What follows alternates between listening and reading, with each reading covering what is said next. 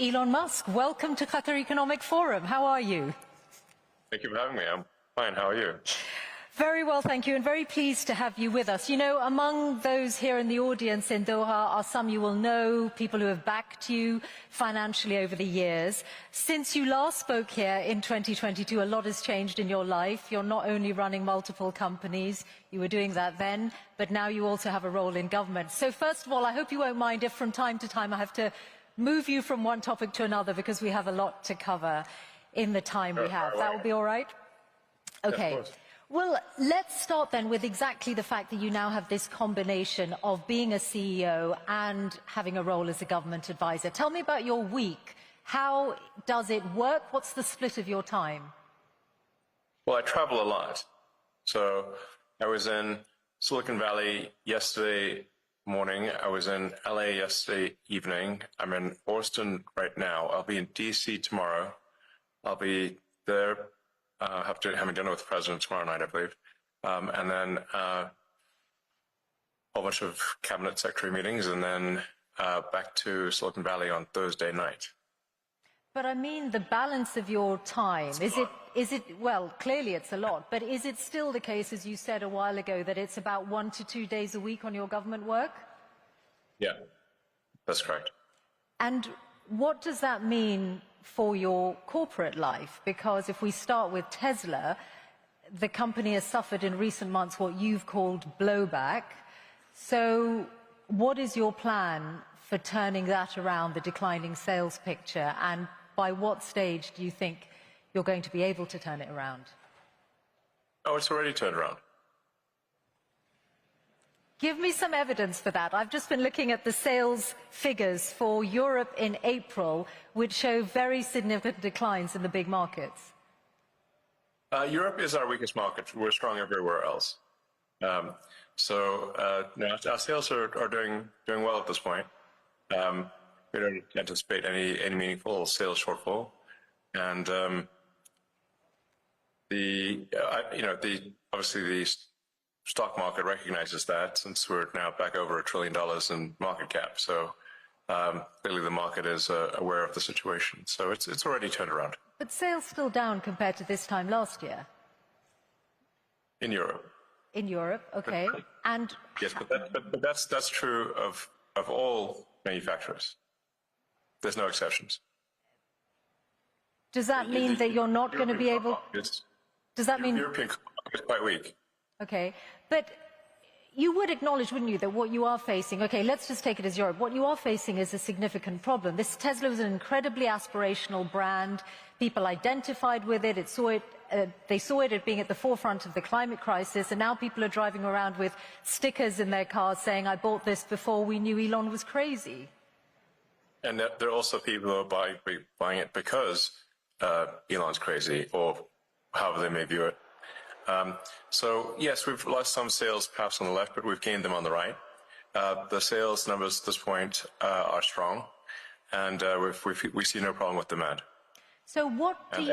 And I mean, you can just look at the stock price. If you want the best inside information, the stock market analysts have that, and our stock wouldn't be trading near all-time highs if it was not.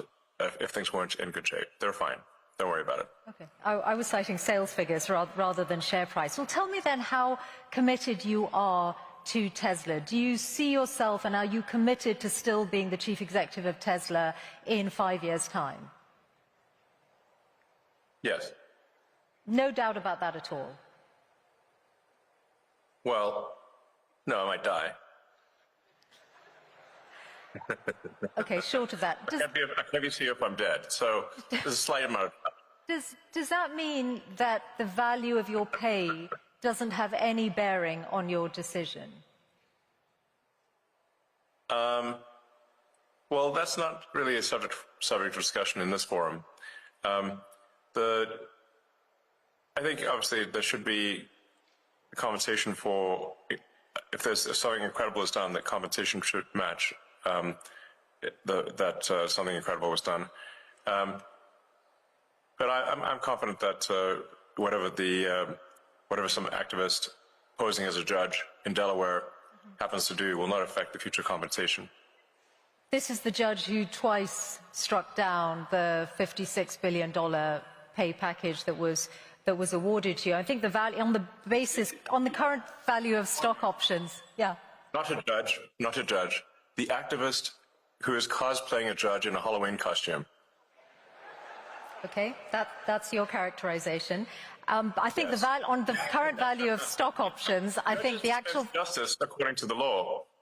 On the current value of stock options, I think the value of that pay package stands at about $100 billion. Are you saying you are relaxed about the value of your future pay package? Your decision to be committed to Tesla for the next 5 years, as long as you are still with us on this planet, is completely independent of pay? No. It's not independent. So pay is a relevant factor then to your commitment to Tesla? A sufficient voting control such that I cannot be ousted by activist investors is what matters to me. And I've said this publicly many times. But let's not have this whole thing be a discussion of my alleged pay. It's not a money thing. It's a reasonable control thing over the future of the company, especially if we're building millions, potentially billions of humanoid robots. I can't be sitting there and one day get tossed out by, for political reasons, by activists. That would be unacceptable. That's all that matters. Now let's move on. Okay. Well, just one question. Let's move on. Well, one question before we move on to other companies, which is that I wonder if some of what has happened to Tesla in the last few months, did you take it personally? Yes. And did it make you regret or think twice about your political endeavors?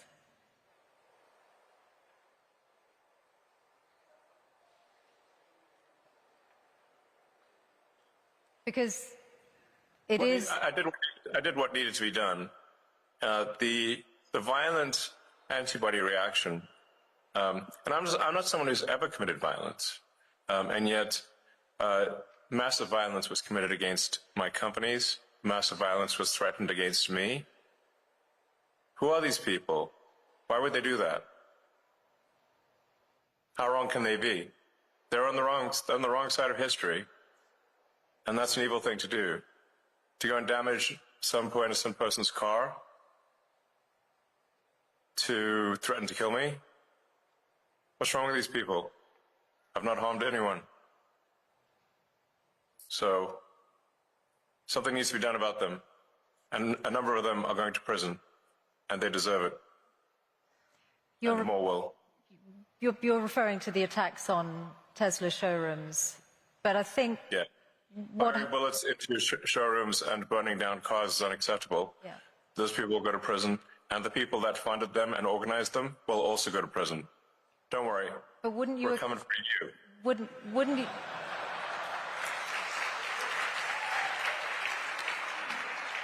But wouldn't you acknowledge that some of the people who turned against Tesla in Europe were upset at your politics, and very few of them would have been violent in any way. They just objected to what they saw you say or do politically.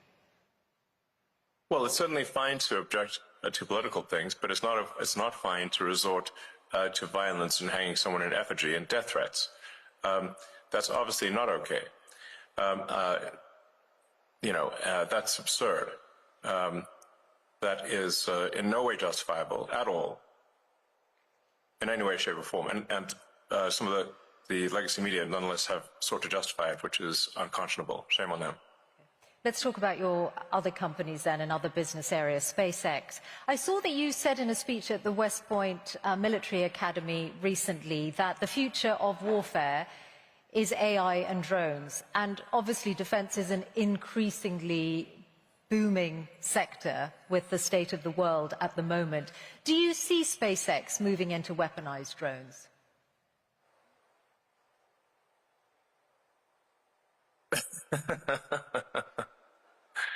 You certainly ask interesting questions that are impossible to answer.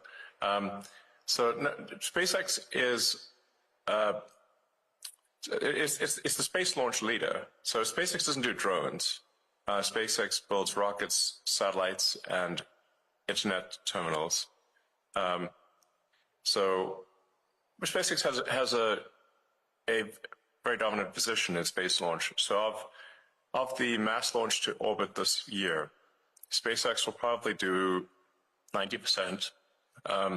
China will do the half of the remaining amount, so 5%, and the rest of the world, including the rest of the US, will do about 5%.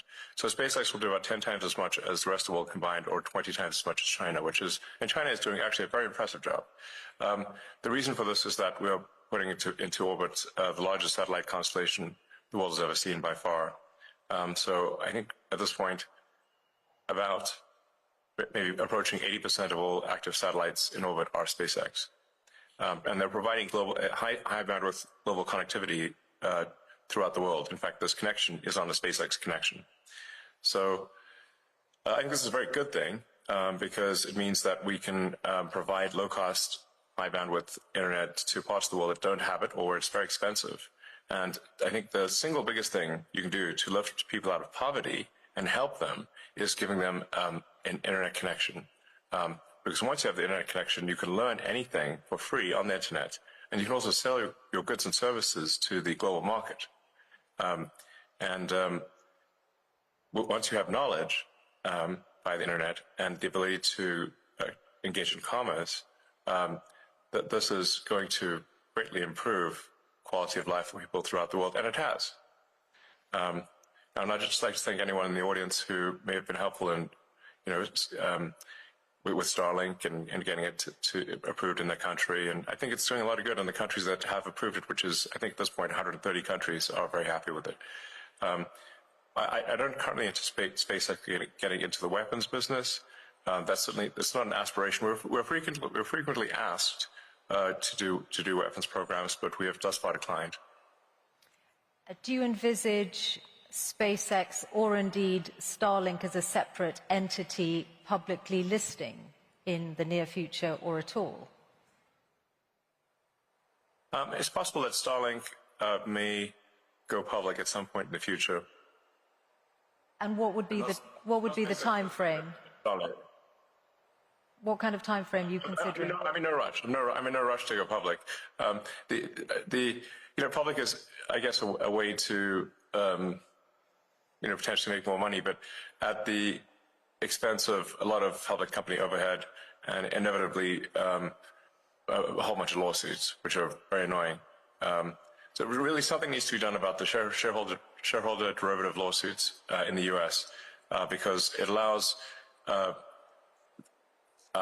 plaintiffs' law firms who don't represent the shareholders to pretend that they represent the shareholders by getting a puppet plaintiff with a few shares to initiate a massive lawsuit against the company. And the irony being that, extreme irony, that even if the class they purport to represent were to vote that they don't want the lawsuit would still continue. So how can it be a class action representing a class if the class would vote against it? And that's the bizarre situation we've got in the U.S. It's a dire need of reform. As anyone who's run a public company experienced this, it's an absurd situation that needs to change. Well, do you think Donald Trump might change it? You've certainly got his ear. I imagine that you've put this to him. Is this something you're trying to change before any Starlink IPO? Well, it would need a law to be passed. But the trouble being that you need 60 Senate votes, and the Democrats will vote against it. The plaintiff's bar is, I believe, the second largest contributor to the Democratic Party. That's the issue. At the state level, this can be solved. And I should say, Texas recently passed a law which, at least the state level, made lawsuits much more reasonable, because you have to get at least 1 in 33 shareholders to agree that they are part of a class of shareholders. 3%. Okay.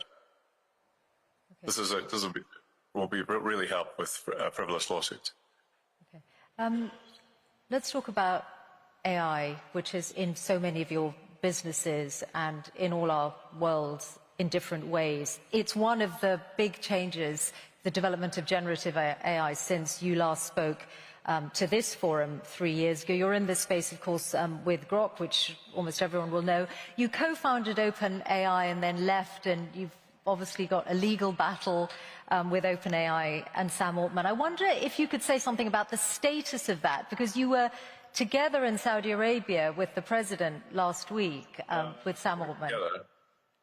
In the same place at the same time. Sam was in the neighborhood.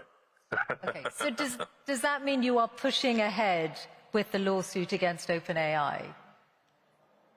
Yes.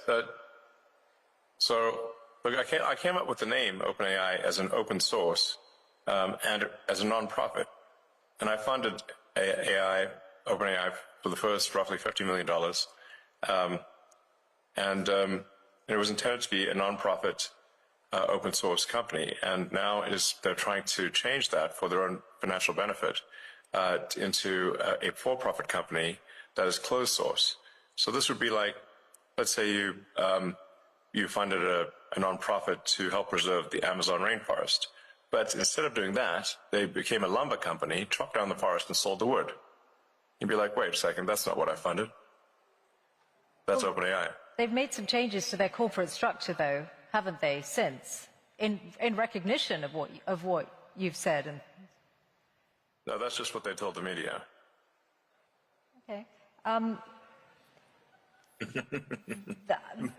They have partly walked back their plan to restructure the business. I guess that's made no difference to how you feel about it. So you're determined to see them in court?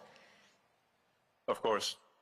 Okay. Well, that's certainly going to be one to watch. I also wanted to ask you about AI and regulation, because when you were here last talking to John Micklethwaite, you had some pretty strong words about the risk that AI poses, and you said that you really felt what the US was missing was a federal AI regulator, that something along the lines of the Food and Drug Administration or the Federal Aviation Administration. Now, you're clearly now in a zone where you're more on the cutting regulation side than wanting new regulators. So has your view changed on the need for an AI regulator? Well, it's not that I don't think there should be regulators. You can think of regulators like referees on the field in sports. There should be some number of referees, but you shouldn't have so many referees that you can't kick the ball without hitting one. In most fields in the U.S., the regulatory burden has grown over time to the point where it's like having more referees than players on the field.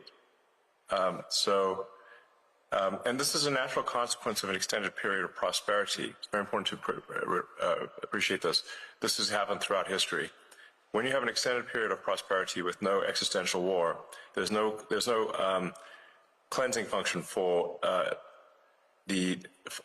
unnecessary laws and regulations. So what happens is that every year more laws and more regulations are passed because legislators are going to legislate, regulators are going to regulate, and you'll get the steady pile of more and more laws and regulations over time until everything is illegal.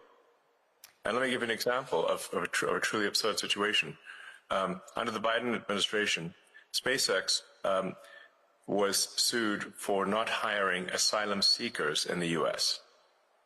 Now, the problem is it's actually illegal for SpaceX under ITAR, International Traffic in Arms Regulations, to hire anyone who is not a permanent resident of the United States, because the premise being that they will take advanced rocket technology and return to their home country if they're not a permanent resident.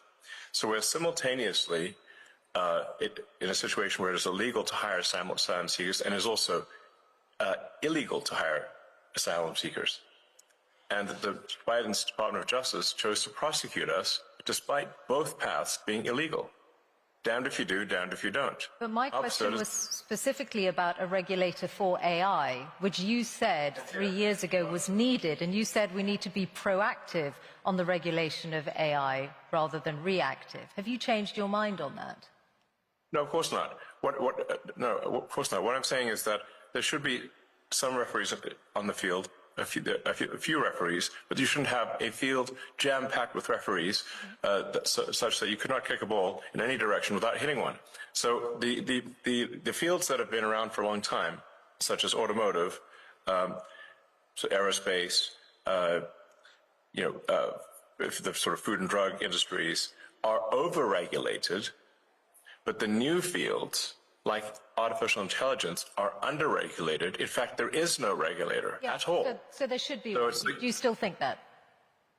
Yes, I'm simply saying, which I think is just basic common sense, that you want to have at least you want to have a few referees in the field. You don't want to have an army of referees, but you want to have a few referees on any given field, in any given sport, or even any given arena, industrial arena, to ensure that public safety is taken care of.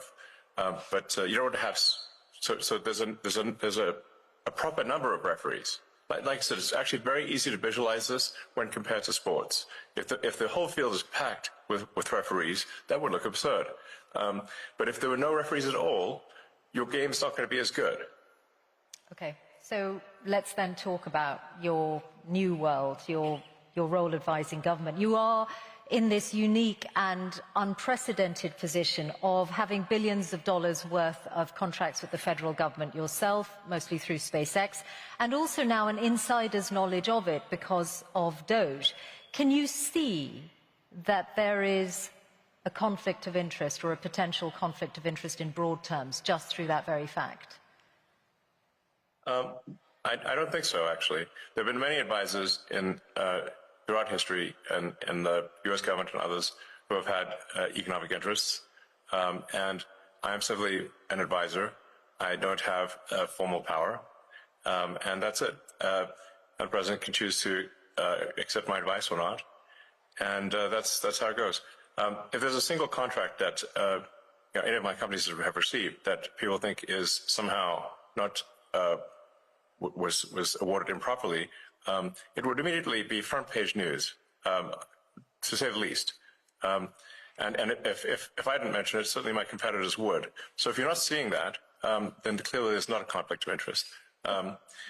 There's another way, though, to look at it, that, for example, you have many competitors, whether it's companies like Boeing or companies who would like to do more of the kind of work you do for NASA, Blue Origin, Rocket Lab, and because DOGE is in every federal government department, you or people who work for DOGE, and you are the driving force behind it, have an insight into those companies' affairs and those companies' relationships with the federal government. No, all we do is we review the organization to see if the organization has departments that are no longer relevant, and then are the contracts that are being awarded good value for money. In fact, frankly, the bar is not particularly high. Is there any value for money in a contract? And if there isn't, then we make recommendations to the secretary.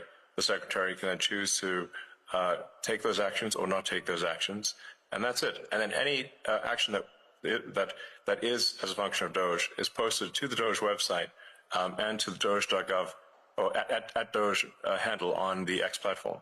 So it's complete transparency, and I've not seen any case where, to the best of my knowledge, there's even been an accusation of conflict, because it is completely and utterly transparent. Okay.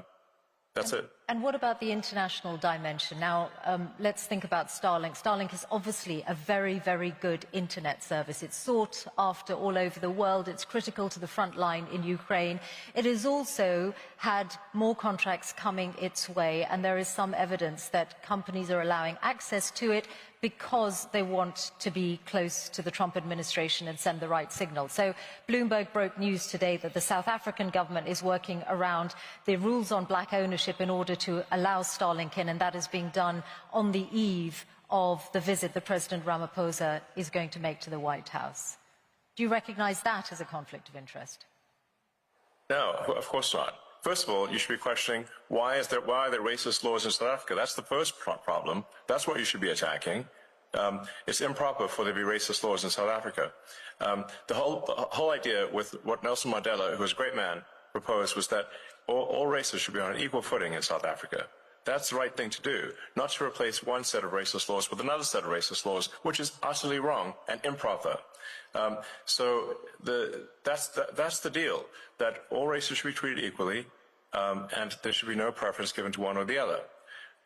Whereas there are now 140 laws in South Africa that give that basically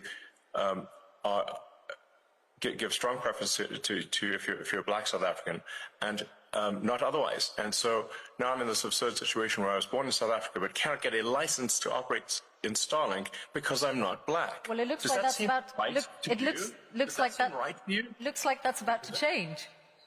I just asked you a question. Please answer. Does that seem right to you? Well, those rules were designed to bring. Yes or no? Those rules were designed to bring about an era of more economic equality in South Africa, and it looks like the government has found a way around those rules for you. I asked you a question. This is your interview. Everyone wants to hear from you. I asked you a question. Yes or no? Not Racist for me. laws, yes or no? Not for me to answer. I have got a question for you about your government work there and the amount of savings. Why do you like racist laws? This is not for me to answer. Come on. Yes, it is. Now, you wouldn't be trying to dodge a question.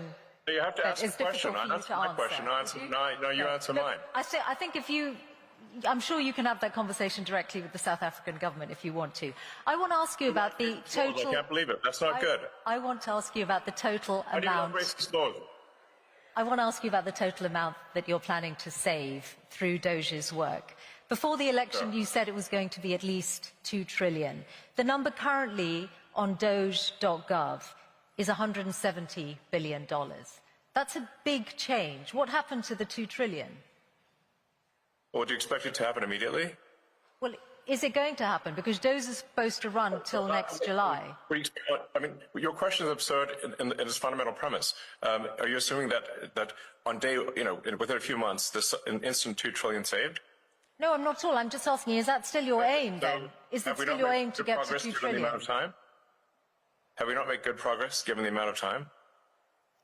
That's exactly what I'm asking. So is it still your aim to go from 170 billion to 2 trillion? The ability of DOGE to operate is a function of whether the government, and this includes the Congress, is willing to take our advice. We're not the dictators of the government, we are the advisors. And so we can advise, and the progress we've made thus far, I think, is incredible. The DOGE team has done incredible work. But the magnitude of the savings is proportionate to the support we get from Congress and from the executive branch of the government in general. So we're not the dictators, we are the advisors. But thus far, for advisors, the DOGE team, to their credit, has made incredible progress. You've talked about $4 billion a day being saved, but that won't get, and I think everyone can agree that combating waste and inefficiency in government is a very good thing. But if you add that up, it's not going to get to 2 trillion over the lifetime of DOGE. I'm sorry? The 4 billion a day, if DOGE is going to run till next July, is not going to get you to $2 trillion. But you still say it's your aim, so we'll take that as read. There's what DOGE.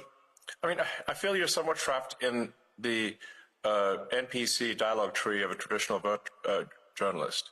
So it's difficult when I'm conversing with someone who's trapped in the dialogue tree of a conventional journalist, because it's like talking to a computer. DOGE is an advisory group. We are doing the best we can as an advisory group. The progress made thus far as an advisory group is excellent. I don't think any advisory group has done better in the history of advisory groups of the government. We do not make the laws, nor do we control the judiciary, nor do we control the executive branch. We are simply advisors.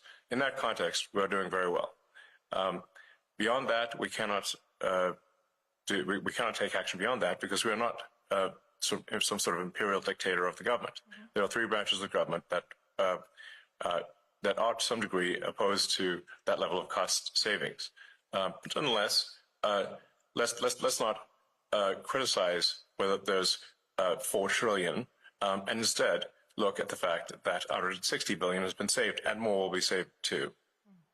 And as I said, I think everyone can agree that cutting waste and indeed fraud in any government and being responsible with taxpayers' money is a very good thing. So yes. I can see that you're proud of that work. I do want to ask you about US aid and the comments that Bill Gates made the other day, and I know that you called him. Yeah, he's a huge liar. I know you've said that already. That's wondered. Also, and I'm just. Who does Bill Gates think he is to make comments about the welfare of children, given that he frequented Jeffrey Epstein?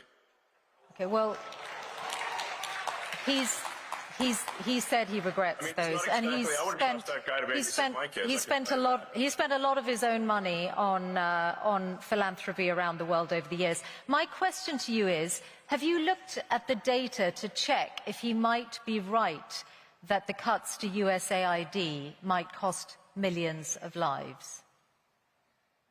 Yes. I'd like him to show us any evidence whatsoever that that is true. It's false. What we found with USAID cuts, and by the way, they haven't all been cut. The parts of USAID that were found to be even slightly useful were transferred to the State Department. So they've not been deleted. They've simply been transferred to the State Department. But many times over with USAID and other organizations, when they said, "Oh well, this is going to help, children, or it's going to help some disease eradication or something like that," and then when we ask for any evidence whatsoever, I say, "Well, please connect us with this group of children so we can talk to them and understand more about their issue." We get nothing. They don't even try to come up with a show orphan, meaning like this sort of like, well, can we at least see a few kids? Like, where are they? If they're in trouble, we'd like to talk to them and talk to their caregivers. Okay, well, and then we get nothing as a response, because it's what we find is an enormous amount of fraud and graft. Okay, let me put this example to you. Very little of it actually gets to the kids, if anything at all. Okay, let me put this example to you, because you grew up in South Africa, so you'll know the impact of HIV/AIDS well. And this is why I asked about the data. The US led on international efforts to combat HIV/AIDS treatment, prevention, and there's an initiative called PEPFAR, which is credited with saving 26 million lives in the last 20 years. It was part of the foreign aid freeze, then there was a limited waiver. Its services are disrupted, and UN aid says if permanently discontinued, there will be another 4 million AIDS-related deaths by 2029. So if you look at that example, which is backed up by data, in 2023, 630,000 people died of AIDS-related illnesses, then perhaps Bill Gates's figures are not wrong. Millions of lives could be lost. First of all, the program, the AIDS medication program is continuing. So your fundamental premise is wrong. It is continuing. Now, do you have another example? Not in its entirety. That it is false. Not in its entirety. There's a limited waiver, and UNAIDS have said that not all of the services that were previously funded by USAID are continuing. So that's why I put that example to you. Okay, well, which ones aren't being funded? I'll fix it right now. Okay, well, actually, they're all on the UNAIDS website, so you'll be able to see them. But mostly they are to do with prevention, and, for example, the rollout of a drug called lenacapavir, which was hailed as one of the biggest breakthroughs against AIDS for many years, which came out last year. So if you are, perhaps, I'm sure UNAIDS would be delighted if you're able to look at that again. Yes, well, if in fact this is true, which I doubt it is, then we'll fix it. Okay, fine. So, finally, your political influence. I wondered whether you have decided yet how much you're going to spend on the upcoming midterms. Is it you spent a lot more money on the last US election than you envisaged when you were speaking here 3 years ago? Are you going to continue to spend at that kind of level on future elections?